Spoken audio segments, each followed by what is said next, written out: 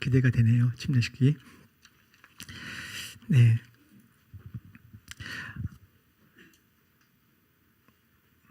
오늘 설교 본문은 에베소서 3장입니다. 1절부터 13절까지 먼저 교독하고 보도록 하겠습니다. 제가 먼저 읽겠습니다. 그러므로 이방 사람 여러분을 위하여 그리스도 예수의 일로 갇힌 몸이 된 나 바울이 말합니다.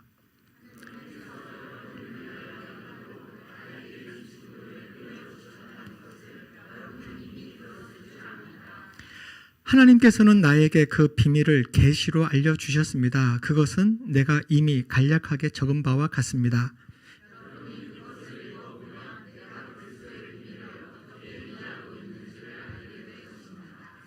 지나간 다른 세대에서는 하나님께서 그 비밀을 사람의 아들들에게 알려주지 아니하셨는데 지금은 그분의 거룩한 사도들과 예언자들에게 성령으로 계시하여 주셨습니다.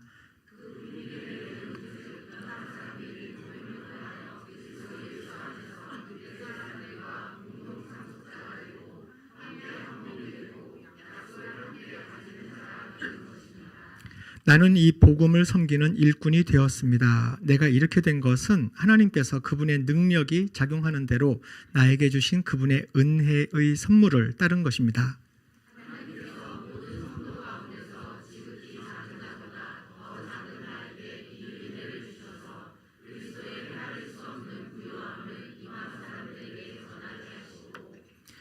만물을 창조하신 하나님 안에 영원 전부터 감추어져 있는 비밀의 계획이 무엇인지를 모두에게 밝히게 하셨습니다. 그것은 이제 교회를 통하여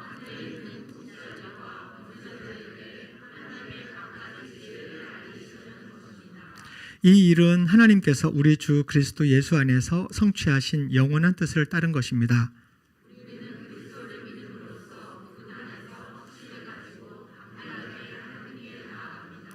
그러므로 여러분을 위하여 당하는 나의 환난을 보고서 여러분이 낙심하는 일이 없기를 바랍니다. 내가 당하는 환난은 여러분에게는 영광이 됩니다. 네, 바울 사도가 이 에베소 교회 성도들을 위해서 지혜와 계시 영을 주시고 마음의 눈을 밝혀달라고 기도를 합니다.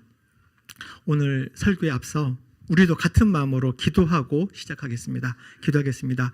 하나님 아버지, 이 시간 에베소서 3장 말씀 앞에 우리가 서 있습니다.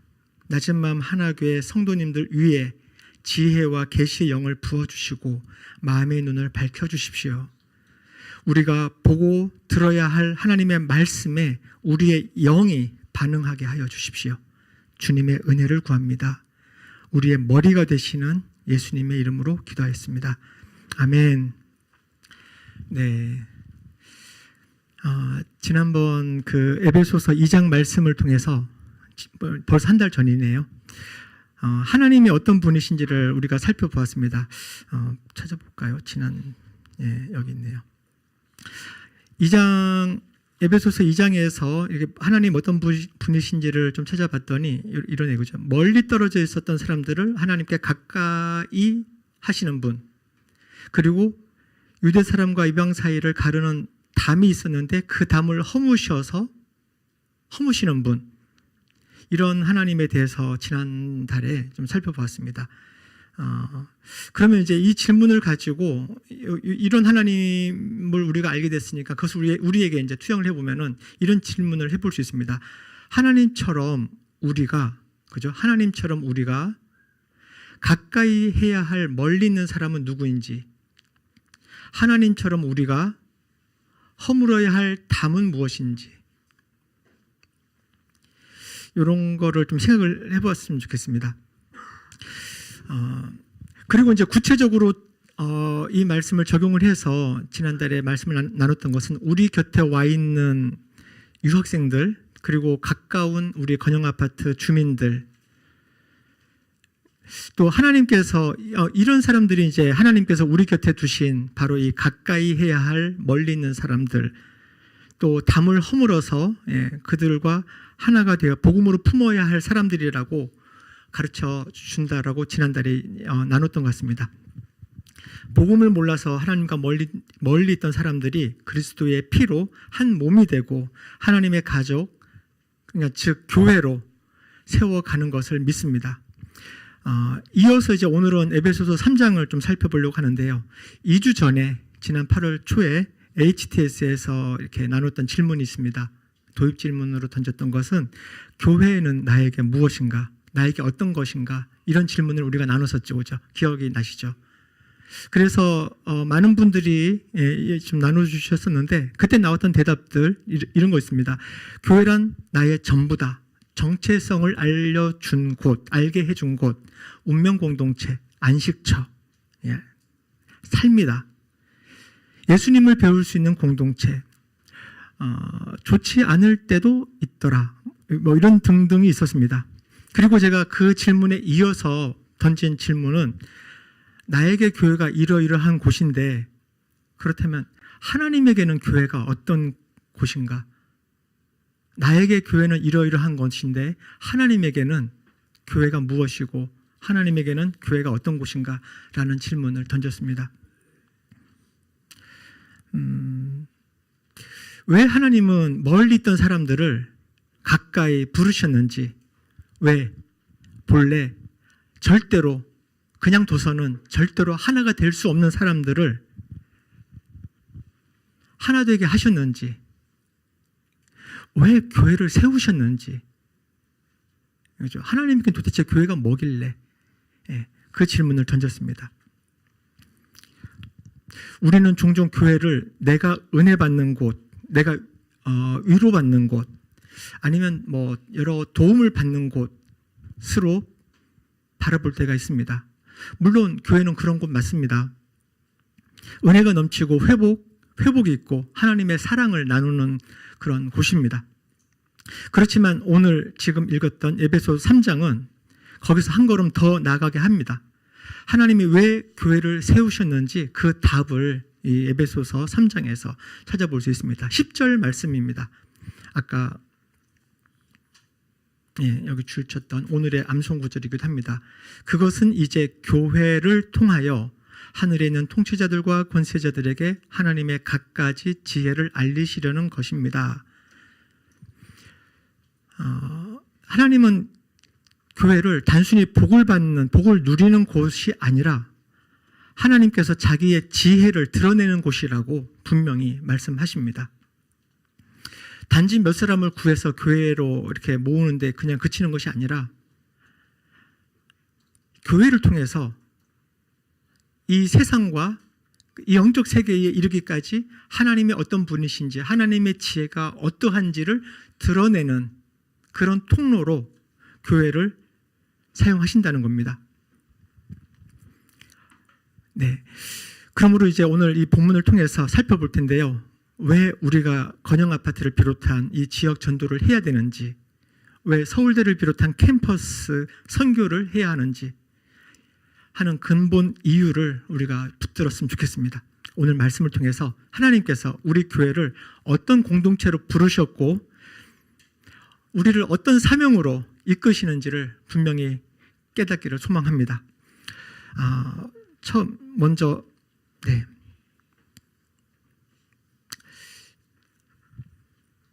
하나님은 감추어 두신 복음의 비밀을 드러내십니다. 먼저 3장 1절부터 6절까지를 좀 보면은요. 바울은 여기서 자신을 소개를 할 때 이방 사람들을 위해서, 그죠? 여기 있네요. 이방 사람을 위해서 그리스도 예수의 일로 갇힌 몸이 됐나 바울, 이렇게 표현합니다. 갇힌 몸이 되었다고 표현을 하죠. 그런데 갇히게 된 이유가 이방 사람들을 위한 예수님의 일들을 하다가 지금 갇힌 거예요. 바울은 자신의 처지를 비관하지 않습니다. 오히려 자신이 이방인을 위한 갇힌 자라고 이렇게 자랑스럽게 여기는 것 같습니다.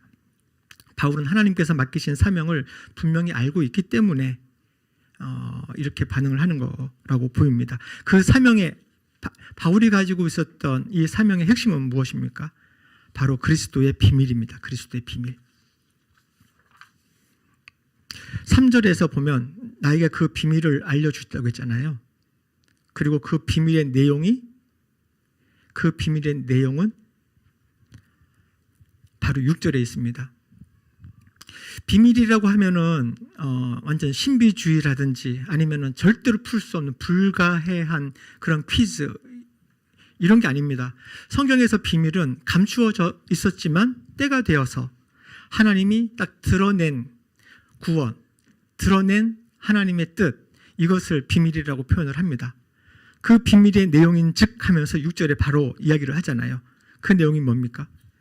이방 사람들이 복음을 통하여 그리스도 예수 안에서 유대 사람들과 공동 상속자가 되는 것. 그러니까 이방 사람들과 유대 사람들이 공동 상속자가 되게 하는 것. 그래서 함께 한 몸이 되게 하는 것. 그리고 함께 언약, 약속을 가지는 자가 되게 하는 것. 이게 바로 하나님의 비밀이에요. 그동안에는 감춰져 있었던 건데 예수님이 오시고 그 이후에 십자가로 이런 일이 생기게 된 겁니다. 그래서 이제 더 이상은 비밀이 아니죠, 우리에게는.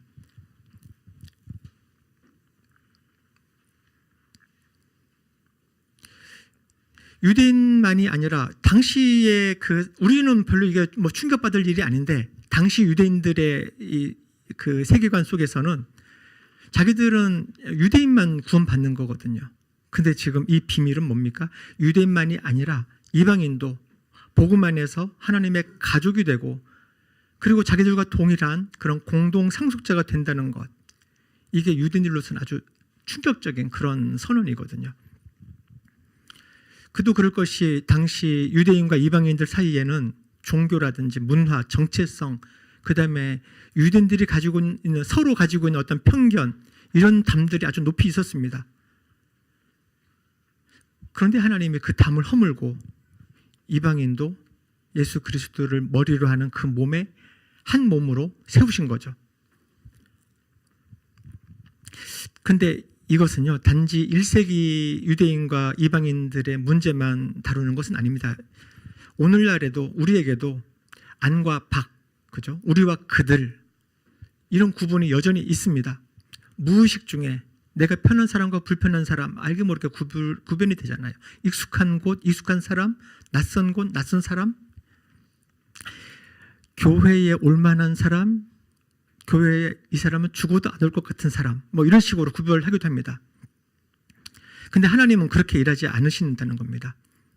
하나님은 우리가 알게 모르게 이렇게 그어놨던 선마저도 그 너머에까지 역사하시는 겁니다. 그 너머에 있는 사람들을 전부 다 부르시는 분이십니다. 그래서 에베소 2장에 멀리 있던 자들, 그죠? 그 선 너머에 있던 자들을 가까이 부르시는 분이라고 했고요. 그렇게 불러 모으신 사람들이 바로 교회잖아요.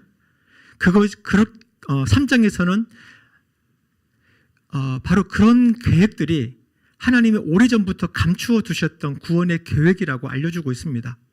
어느 날 갑자기 되어진 게 아니라 하나님의 그 플랜 속에 있었다는 겁니다. 그러니까 전도가 어느 날 즉흥적으로 만들어진 그런 프로그램이 아닌 거예요. 선교는 뭐 교회가 특별한 일이 없으니까 하는 활동 이런 게 아닌 겁니다. 그러니까 이 전도, 지역 전도나 선교 이런 것들은 하나님의 오래된 마음에서 비롯된 겁니다. 그 비밀이 드러난 사건이 바로 전도고 선교입니다.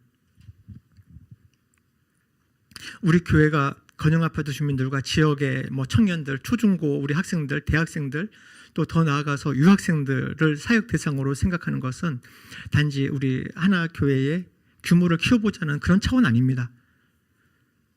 그 영혼들이 우리와 함께 하나님의 그 상속자로 부르실 그 사람들이라는 거잖아요. 함께 한 몸으로 세우실 사람들입니다. 그 사람들이 함께 약속에 참여하게 될 사람이기 때문에 우리가 그들에게 가는 겁니다. 네, 두 번째는 하나님은 교회를 통해서 자기의 지혜를 드러내십니다. 7절부터 10절까지를 쭉 이렇게 보면은요, 바울은 이 복음을 섬기는 일꾼이 되었다고 합니다. 근데 이렇게 일꾼이 됐다는 것은 전적으로 하나님의 사명이었고 하나님의 은혜의 선물에 따른 것이라고 이야기를 하죠. 이것을 가지고 뭐 자기가 뭐 의시되거나 뭐 이렇게 하지 않습니다. 과시하지 않죠. 그저 은혜를 맡은 일꾼이라고 그냥 고백할 뿐입니다. 하나님께서 맡기신 사명이 무엇인지를 말을 하죠. 그것은 바로 이방인들에게 복음을 전하는 거죠. 바로 그리스도의 헤아릴 수 없는 부유함을 이방 사람들에게 전하게 하는 것. 이것이 바울의 미션입니다. 네, 사명이죠.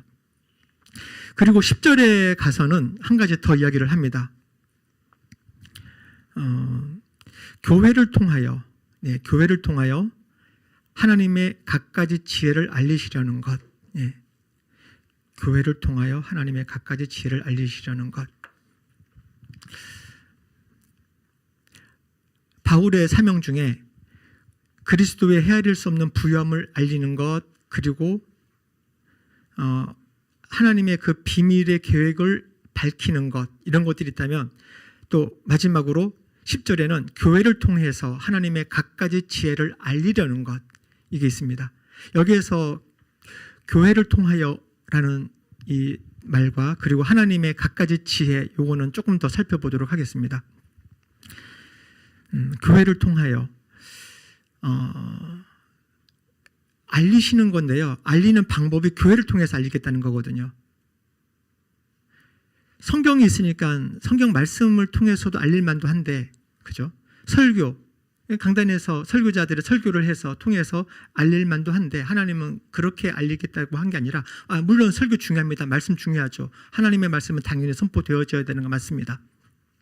그런데 이 본문은 하나님이 단지 말로만 자기의 지혜를 알리겠다는 것이 아니라 교회라는 공동체를 통해서 그 지혜를 드러내시겠다고 이야기를 하고 있습니다. 교회를 통해서 하나님의 그 지혜를 드러내시겠다. 이게 무슨 뜻입니까? 교회 자체가 하나님의 지혜를 보여주는 통로라는 얘기입니다. 교회가 어떻게 구성이 되었어요? 아까 살펴본 것처럼 이방인과 유대인 서로 절대로 함께 할 수 없는 이 사람들이 서로 다르고, 그죠? 절대로 하나로 있을 수 없는 이 사람들이 하나가 되어 있는 것. 외인이 하나님의 가족이 되는 것. 이것 자체가 이미 하나님의 지혜를 보여주는 장면이라고 봅니다. 세상에 어떤 지혜로도 그렇게 만들 수 없거든요. 인간의 어떤 정치력이라든지 아니면 물리력으로 짧은 시간 동안에 군사력이라든지 이런 것들로 강제로 뭔가 하나처럼 보이게는 만들 수 있어도 금방 깨지잖아요. 그죠?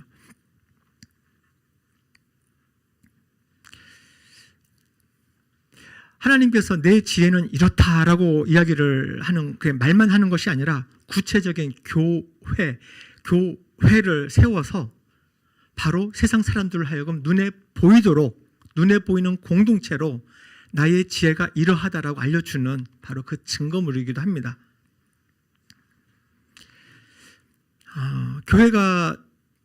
그렇기 때문에 교회가 지역 전도를 하고 또 유학생들을 섬기려고 하고 하는 이런 모든 것들은, 그런 사역들은 단순히 어떤 교회의 프로그램 하나를 더하는 것, 사역 하나를 추가하는 것, 이런 게 아닙니다. 오히려 하나님께서는 우리가 교회답게 존재하도록 부르시는 부르심입니다. 이것은 우리가 지역으로 또 캠퍼스로 나가겠다, 글로 문을 열겠다라고 하는 것은 복음은 그 선을 넘는 거죠. 경계를 허무는 겁니다. 담을 낮추는 거죠. 바로 그러한 진리를 행동으로 보여주는 것입니다. 그렇기 때문에 전도 또는 선교 이런 것은 그냥 일종의 어떤 프로그램이 아니라 교회가 진정한 교회가 되게 하는 방식입니다. 두 번째, 하나님의 갖가지 지혜. 이 지혜를 좀 더 살펴보겠습니다. 여기서 갖가지라고 하는 단어는 아주 깊고요. 그러니까 층이 아주 깊은 거죠. 예. 넓고 아주 풍성하고 아주 다채로운 다양한 이런 뜻을 가지고 있는 단어입니다. 갖가지는. 그렇기 때문에 하나님의 갖가지 지혜라고 한다면은 그냥 하나님의 지혜가 단순하거나 그냥 평면적이거나 이렇지 않다는 거죠. 그러니까 층위가 아주 높고 깊고 넓으며 풍부하다는 의미가 있습니다. 그도 그럴 것이, 인간적으로 보면은 절대로 함께 할 수 없는 사람들이 함께 예배하고 한 성령 안에서 한 가족이 되고 한 몸이 되는 일은 어떤 세상의 어떤 것들로도 할 수 없는 일입니다. 근데 하나님의 이 십자가가 그렇게 만드셨습니다. 바로 그 지점이 하나님의 갖가지 지혜가 드러나는 지점입니다. 어떤 교리로서 나타나는 것이 아니라 교회 안에 눈에 보이는 현실로 우리는 보고 있는 겁니다. 사랑 없던 사람이 사랑하게 되는 것, 아주 교만에 빠진 사람이 그냥 겸손해지는 것들, 편견 가득한 사람이 따뜻한 환대의 모습을 보이게 되는 것, 자기 민족과 문화만 알던 사람이 그것만 중요하게 여기던 사람들이 열방을 품게 되는 것들, 이 모든 것들이 하나님의 지혜를 드러내는 장면들입니다. 그래서 이 갖가지 지혜라고 표현한 것은 어떤 복잡한 어떤 철학적인 그런 개념이 아니라 복음이 사람과 우리 공동체 안에서 만들어내는 아주 놀라운 그런 변화들을 전부 다 모아보면은 그것이 바로 하나님의 갖가지 지혜가 나타난 모습이다, 이렇게 볼 수 있습니다. 우리가 지역 전도를 하려고 합니다. 그 이유가 분명해집니다. 우리 교회가 이 대학동 지역에 있는 이유는 그저 예배당을 유지하기 위해서가 아닙니다. 기존에 여기 있었던 낮은마음 교회 문 목사님이 은퇴하신 이후에 이 장소가 계속 예배당으로 쓰여지기를 바랐다고 합니다. 그래서 우리는 그것을 위해서 이 자리에서 그냥 예배당으로 유지하고 있는 것 절대로 아닙니다. 절대로 아닙니다. 아니면 우리끼리 편하게 신앙생활을 하기 위해서 이렇게 모여 있는 것, 그것도 절대로 아닙니다. 편하게 만약에 우리가 신앙생활을 한다면은 여기 있을 이유가 없어져요. 편하기로 한다면은 방배동 30년 동안에 있었던 익숙한 곳, 그곳이 있습니다.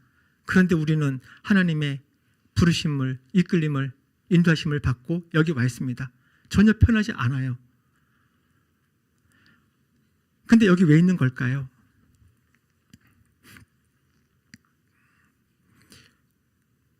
이 지역에서 하나님의 그 갖가지 지혜들을 드러내고 싶으신 거예요, 하나님이.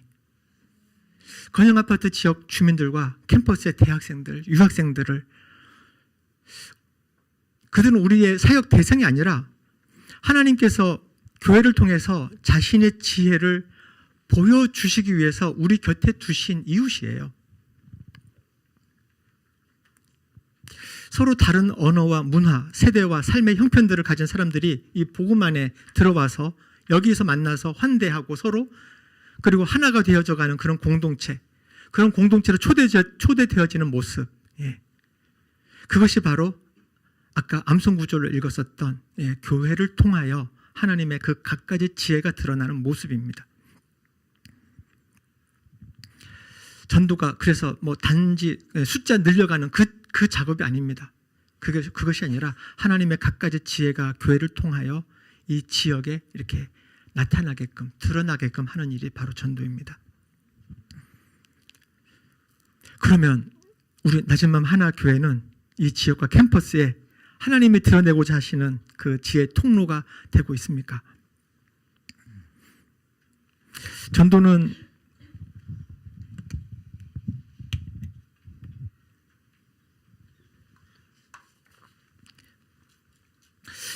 뛰어난 말솜씨나 아니면 외향적인 성격, MBTI에서 이 성향의 사람들만 하는 일이 아닙니다. 복음을 전하는 이 전도는 예수님을 머리로 모신 크리스찬이라면 누구나 해야 하는 당연한 사명입니다. 혼자서라도 하는 일이고요. 공동체 전체가 당연히 함께하는 일입니다.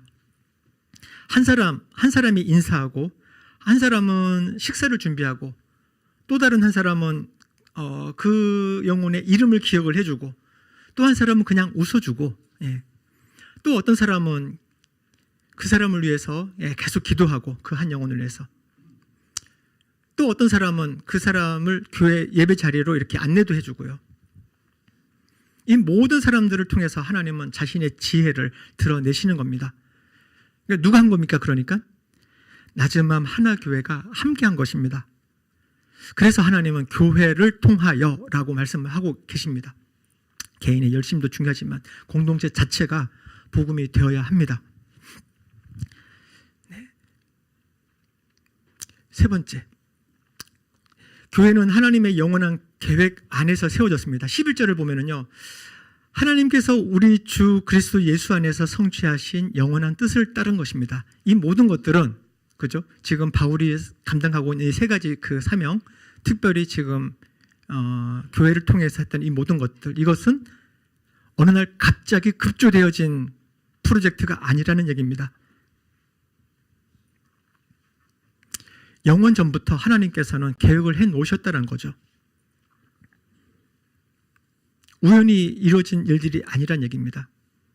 하나님께서 어떻게 되나 한번 상황을 보다가 이때는 전도 한번 해야지, 이런 게 아니라는 얘기예요.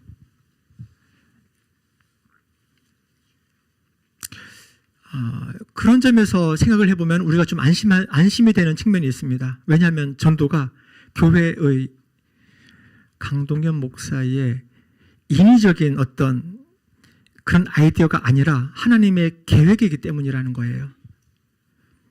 선교가 사람의 열정만으로 하는 일이 아니라 하나님의 뜻 안에 있다라는 얘기입니다. 그렇기 때문에 우리는 안심할 수가 있습니다. 우리가 가끔 고민하죠. 과연 될까? 사람들이 교회에 관심이나 가질까? 유학생 사역? 그게 가능해? 지역 주민들에게 다가갈 때 그들이 뭐 받아주려나? 뭐 이런 고민을 합니다. 우리가 너무 작은 거 아닐까? 인력이 부족하진 않아? 뭐 이런 고민들. 그렇지만 오늘 이 본문, 설교 본문에 비추어 보면 여기서 우리가 해야 되는 질문은요, 이런 질문이 아니라 그 일이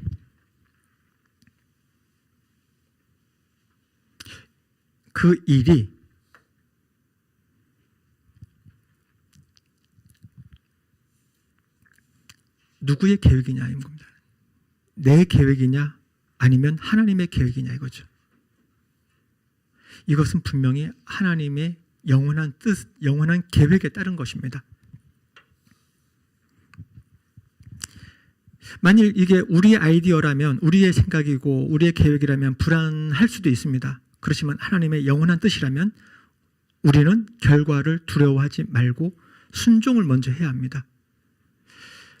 사랑하는 우리 낮은맘 하나교회 성도 여러분, 우리 교회가 이 지역에서 전도하고 이웃을 품고 유학생들을 돌보려고 하는 마음은 해도 되고 안 해도 되는 그런 옵션이 아닙니다. 오히려 하나님께서 우리 교회를 이 자리로 옮겨 오셨고 이 땅에 세우셨고 이웃과 우리 캠퍼스 한가운데 놓아두신 이유가 바로 이들을 섬기라는, 이들에게 다가가라는 그런 이유일 것입니다.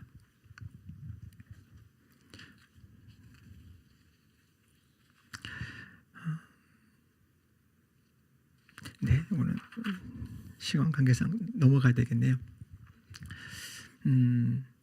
네 번째는 담대하라, 그리고 낙심하지 마라. 12절과 13절에 보면 우리가 하나님이 주신 그 사명들을, 그리고 그 사명에 맞추어서 우리는 그냥 그저 순종하면서 이렇게 나아갈 때 우리의 어떤 마음 태도입니다. 먼저 담대해야 됩니다. 우리는 그리스도를 믿음으로써 담대하게 나아가는 거죠. 담대하게. 바울은 하나님께 나아가는 담대함을 말하고 있습니다. 이 담대함은 우리가 기도할 때, 아까 제가 기도하면서도 예수 그리스도의 보혈을 힘입어서 담대하게 하나님 앞에 나옵니다, 이렇게 기도했잖아요. 그죠? 그건 하나님 앞에 나올 때에 그런 담대함이 필요한 건데, 지금 여기서 사용하고 있는 이 담대함은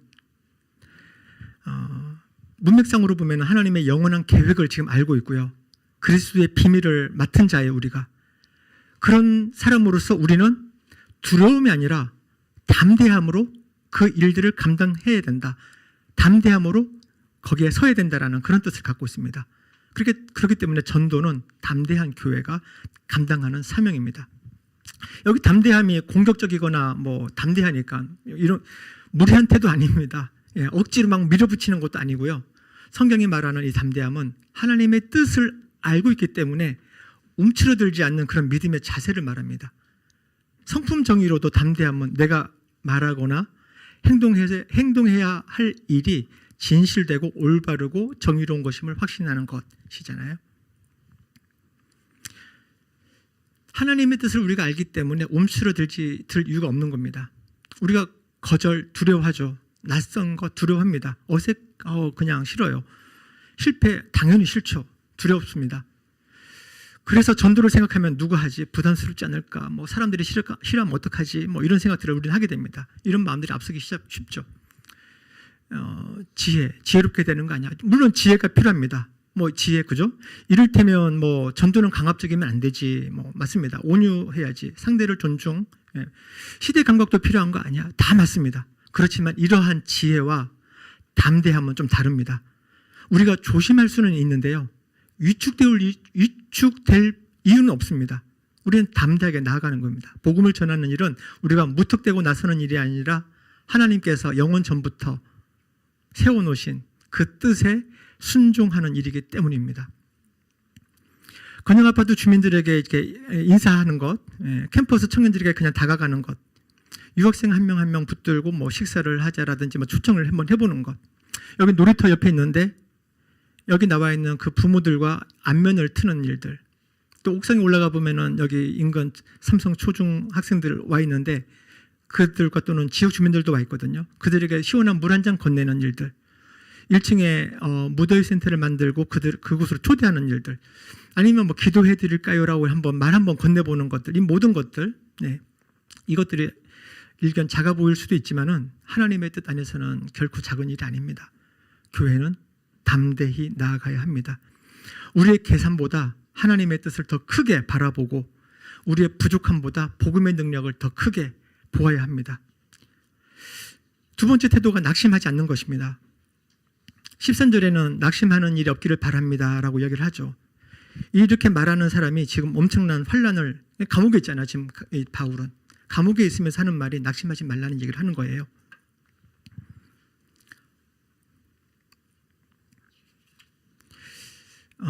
낙심하겠다 마음 먹으면, 또 상처 입겠다 마음 먹으면은 바울처럼 상처 입을 만한 일이 누가 있겠습니까? 그죠? 감옥에 하루 이틀도 아니고 1년, 2년 좀 지날 쯤 되면은 하나님, 제가 지금 뭐 재편하자고 이렇게 하고 있습니까? 하면서 막 대들고 막 그러지 않겠어요? 그렇지만 바울은 그런 태도를 갖지 않습니다. 낙심하지 말라고 오히려 권면합니다. 이게 실패가 아니라 감옥에 있는 것도 하나님의 전체 그 구원의 계획의 일부라는 것을 알고 있는 거죠. 이 지점이 우리의 오늘의 또 중요한 교훈 중 하나입니다. 전도, 선교 이런 것들이 항상 즉각적이거나 눈에 보이는 열매를 가져오는 게 아니죠. 인사했는데 완전 무반응, 초청했는데 거절, 온다고 해놓고 노쇼, 수없이 그런 일들이 있습니다. 그럴 때 바울이 권면합니다. 낙심하지 마라. 바울이 갇혀 있었지만 복음이 갇혀 있는 것은 아닙니다. 감옥에서도 복음은 계속 전해졌으니까요. 바울이 고난 가운데 있었지만 하나님의 계획이 멈춘 건 아닙니다. 때로 우리가 멈춘 것 같고 제자리를 맴도는 것 같은 그 시간에도 하나님의 계획은 진행 중입니다. 마찬가지로 우리가 하는 여러 가지 시도들, 작은 순종, 당장 눈에 보이는 결과로 판단할 수가 없죠. 우리가 오며 가며 건넸던 그 간단한 인사 한마디들이 나중에 어떤 결과로 올지 우리는 다 가늠할 수 없습니다. 하나님의 때에 그것은 모두 다 큰 열매로 이어질지 우리가 다 알 수 없어요. 하나님께서 하실 것입니다. 그렇기 때문에 우리는 낙심하지 말아야 합니다. 전도는 그 결과를 조종하는 일이 아니라 하나님의 뜻에 순종하는 일입니다. 결과를 우리가 조종할 수 없어요. 그렇지만 하나님의 뜻에 우리가 순종할 수는 있습니다.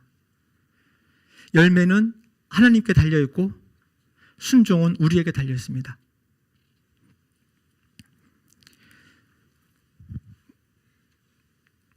정리를 좀 하겠습니다. 교회를 통하여, 우리 낮은 마음 하나 교회는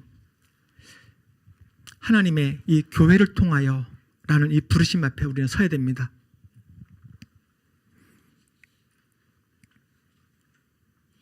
우리 교회는 어떤 교회여야 되겠습니까?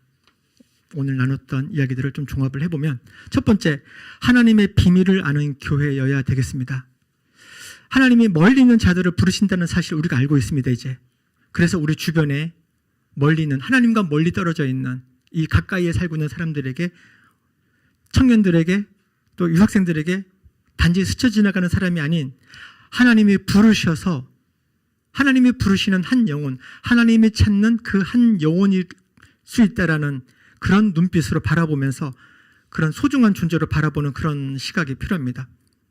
두 번째는 하나님의 지혜를 보여주는 교회여야 되겠습니다.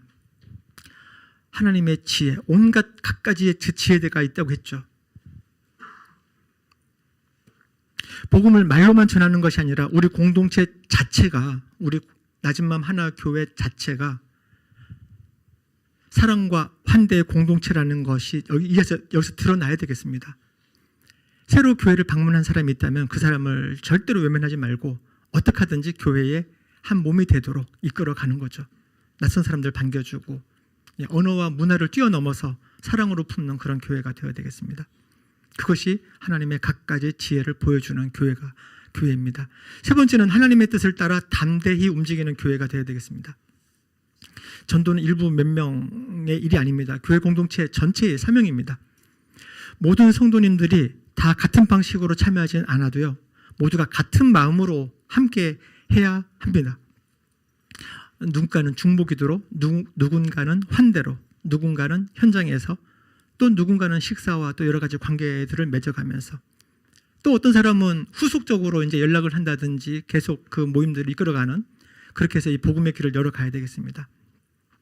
그래서 우리 교회가 준비하는 이 지역 전도가 단순한 행사로 끝나지 않도록 해야 하겠습니다. 갑자기 무슨 지역 전도를 얘기를 하는가? 광고를 먼저 했어야 되는데 카톡방에서 포스터 보셨죠? 네. 8월 29일 다음 주입니다. 다음 주 토요일 날 오전 8시부터 저녁 8시까지 우리 낮은맘 한옥의 모든 성도님들이 자기가 가능한 시간만큼 오셔서 이 지역을 만나는 그런 시간들을 좀 가져보려고 합니다. 더 자세한 어떤 그런 추후의 그런 스케줄이라든지 이런 부분들은 저희가 톡방이라든지 이렇게 또 알려드리도록 하겠습니다.